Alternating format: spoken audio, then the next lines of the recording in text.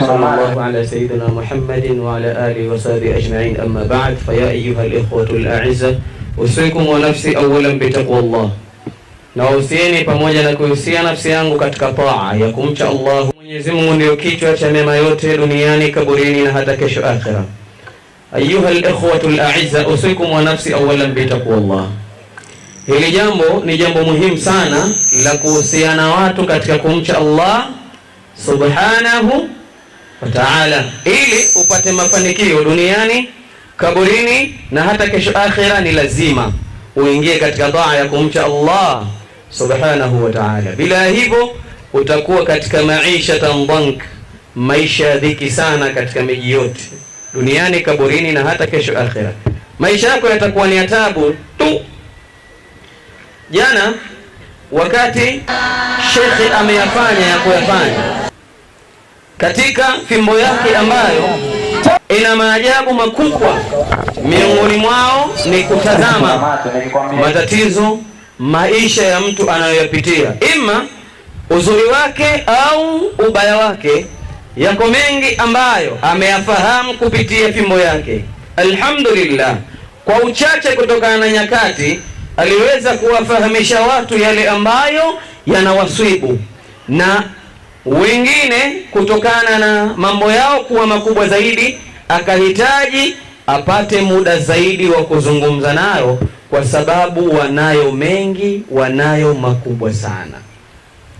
Kwa hiyo kwa uchache wa nyakati aliwaambia watu yale yaliyomo katika majumba yao, yaliyomo katika viwiliwili vyao, na hata yale yaliyotegwa nje ya kiwiliwili chake mtu na nje ya maisha yake mtu. Huu ni uchawi ambao watu wengi hawaujui uchawi huo. Inshallah tukipata fursa tutauelezea uchawi huu zaidi, uchawi ambao hauhusiki na kiwiliwili, hauhusiki na nyumba ya mtu, lakini uko sehemu umefungwa, unadili na maisha yako, na unawezekana ukawa unadili na kiwiliwili chako ilhali haupo ndani ya nyumba yako au ndani ya mwili wako.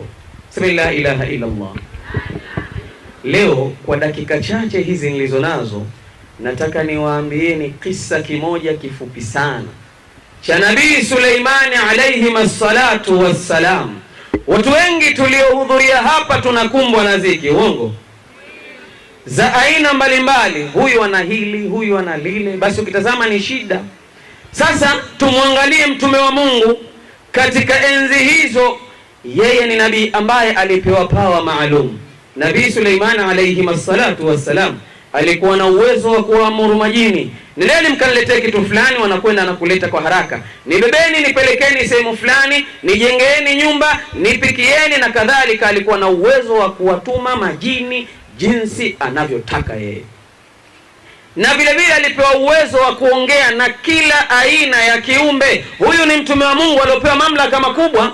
Alikuwa na uwezo wa kuamuru upepo umchukue na umpeleke sehemu, na upepo unatii amri yake, unampeleka sehemu anayotaka. Sasa Allah akawapiga mtihani, maisha yakaingia dhiki, mvua zikawa zinyeshi katika mji wao, ikawa tabu, ikawa dhiki, ikawa njaa. Mtu ukimtazama sura yake imepauka, inanuka njaa. Sasa watu wakiwa katika hali ya dhiki, mashaka, nabii mtume wa Mungu akapiga mbio kuwaita watu wote wa eneo husika, wale ambao yeye ndio mtume wao. Akaambiwa njoeni, wakakusanyika sehemu moja, akawapa amri, jamani, hali imeshakuwa ngumu na hakuna mtetezi yoyote anayeweza kuitetea hali hii. Hakuna cha kufanya, twende kwa Rabbul Izzati wal Jalal. Twendeni katika kiwanja tukamwombe Mungu ateremshe mvua, kwa sababu hali hii imekuwa mbaya, tumekuwa na ukame wa hali ya juu. Maisha haya yataendelea mpaka lini? Tutakufa na tutaisha.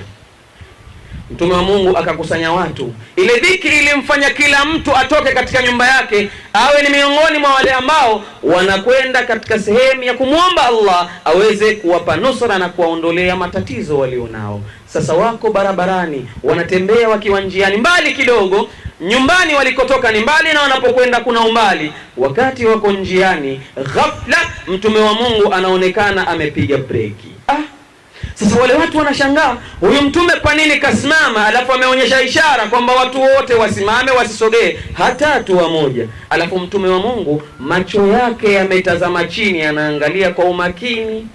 Sasa wambea nao wamo, wakaanza kupenya penya kwenye mabegi ya mtume, wanachungulia kwani anaangalia nini huyu hapa chini mpaka atulizane hivi.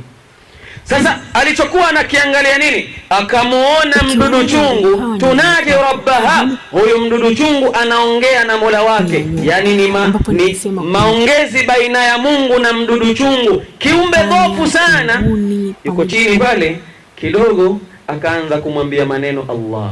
Mdudu chungu anamwambia Rabbul Izzati wal Jalal, maneno yanapanda yanakwenda, anamwambia Allahumma, Mwenyezi Mungu, Rabbu innahu la yanzilu albalau illa bidhambi, kwa hakika hayateremki maafa hapa duniani isipokuwa kwa watu kutenda sana dhambi. Maafa yanagawanyika, kuna korona, kuna ukimwi na mambo mengine mbalimbali, dhiki, ndoa, shida, basi kizazi na mengineyo yote. Anasema la yanzilu albalau illa bidhambi, kwa hakika hayateremki maafa hapa duniani ila kwa watu kutenda sana dhambi. Nabii Suleimani kinachompeleka ni dhiki, tabu, matatizo. Kwa hiyo huyu mdudu ameongea maneno muafaka na kile ambacho mtume wa Mungu anakiendea, ikabidi atulie zaidi kusikiliza maneno ya mdudu chungu. La yanzilu albalau illa bidhambi, kwa hakika hayateremki maafa hapa duniani, mabalaa mbalimbali, ila kwa watu kutenda sana dhambi. Alafu wala yurfa'u, wala hayataondolewa matatizo duniani, ikiwa kizazi tabu, ikiwa ndoa shida, ikiwa maisha magumu, hayataondoka haya illa bitauba, isipokuwa kwa watu kumuomba sana Mungu msamaha. Haya ndio yataweza kuyaondoka. Nabii Suleimani katulia, anasikiliza kwa makini.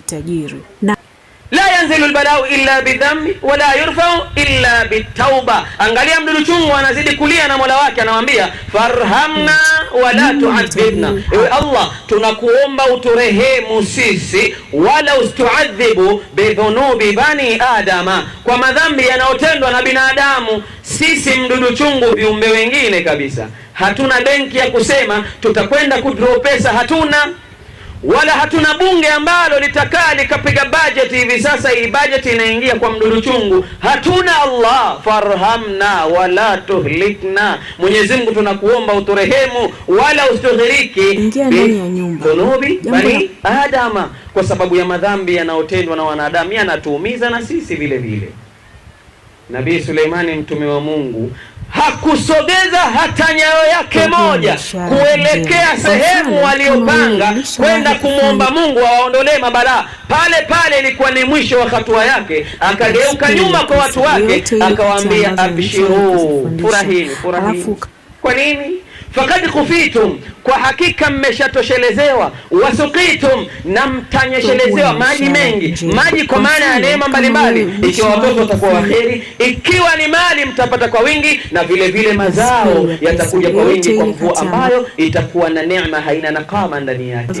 Basi abshiru, furahini. Fakad kufitum, kwa hakika mmetoshelezewa, wasuqitum, na mtapata maji mengi, neema nyingi. Lakini bidua inamlati, kwa dua iliombwa na kiumbe dhaifu kweli kweli, mdudu chungu huyu ndio amefanya mambo yote. Tuondoke, la ilaha illa Allah. Pale pale wana krosi, wanaondoka majumbani, mvua zilimiminika kwa wingi, watoto wa kheri, mji ukawa na neema, ukarudi katika hali yake ya kawaida. Lakin biduai namlati, kwa dua iliombwa na kiumbe mmoja dhofu, mdudu chungu. Ungedharau kiumbe mdogo kabisa, mdudu chungu ndio aliyofanya kuirudisha neema hiyo. Kwa hivyo wewe ambaye umehudhuria katika viwanja hivi, ikiwa Mungu anateua mja wake kwa ajili ya kutatua changamoto na matatizo walionayo watu, wewe kazi yako ni moja, kama alivyofanya mtume wa Mungu ambaye alikuwa na power tofauti ya mimi na wewe. Kazi yako ni kusikiliza na kutekeleza na kutii, ili uweze kutatuliwa ulicho nacho. Sema la ilaha illa Allah. Kwa hivyo basi, ikiwa Sheikh Sharifu Musallim Makarama amesimama katika mawanja haya, na yeye ndo mteuliwa na mchaguliwa na akapewa power maalum kupitia vitu mbalimbali ikiwemo fimbo yake, wewe kazi yake ni kuingia katika utiifu ili uone maajabu na nguvu na uwezo wa Allah. Leo naombeni mumsikilize shekhe kwa umakini, mkiwa na utulivu mkubwa, na mtoi kile ambacho anakizungumza. Billahi tawfik. Salamu alaykum wa rahmatullahi wa barakatuh.